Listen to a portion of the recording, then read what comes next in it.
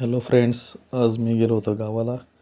आमचं गाव सासवडपासून जवळ आहे. त्या सासवडचा फेमस अस्मिता वडेवाले या ठिकाणी मी आज भेट दिली. त्यांचं 25 वर्षापासून हे हॉटेल चालू आहे आणि ते गरमागरम वडापाव कस्टमरला देत असतात.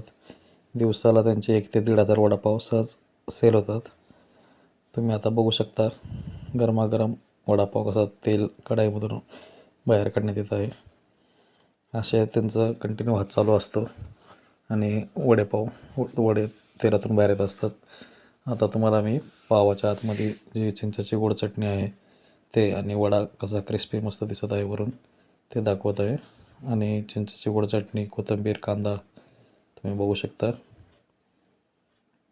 हा वडापाव आणि चहा एक नंबर कॉम्बिनेशन असतं. आता हा वडापाव तुम्हाला मी टेस्ट करून सांगतो. याला मी किती रेटिंग देत आहे 5 पैकी ते तुम्ही स्क्रीनवर बघू शकता. व्हिडिओ जर आवडला तर लाईक, शेअर आणि सबस्क्राईब करा चॅनलला. बाय.